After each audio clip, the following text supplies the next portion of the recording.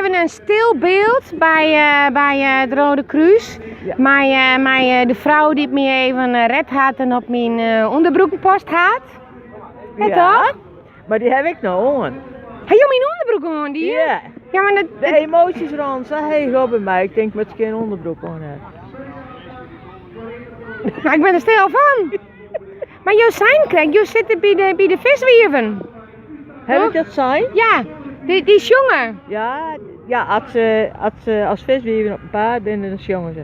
En dan jongen ze ook viswieven vestjes? Heb je nog nooit van de viswieven gehad? Nee, nog niet. Nou, dan moest Moet ik een keer bij je komen te vloggen op een repetitie, Jonne? Nou, net op een repetitie. Op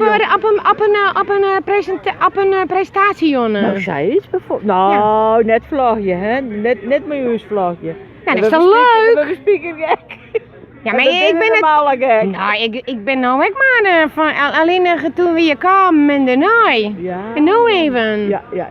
Maar ik mag heel graag jongen. Ja, hè? Ik zet hem in en jou volg je niet. Nee, want ik ben hier als Skûtsjesilen Sneek, lawaai en soms van de wind.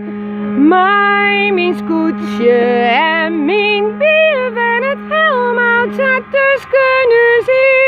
En nou joh, want ik in de tekst heb meer. Als ik mijn Skûtsje terug Friesland ga, dan denk ik zo vaak, bleef dit tijd maar een stil. Skûtsjesilen Sneek, lawaai en soms van de wind.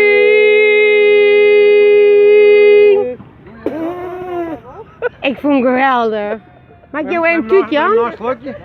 Maak jou een tuutje aan?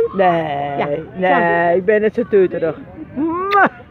Tuuten mij brengt met deze lieve vrouw die op mijn onderbroekpost had. Oh, ik volgende keer broek zoals vlagen, die onderbroek. Wil je één keer jouw naam zien, hè? Nee, ben ik al even vergeten. Nou, dan maak ik het op ziekje op vorige filmpje. Nou, is dat. Nou, dit weer hem van de snit, zeg maar. Ja. Toedeloe. Doei.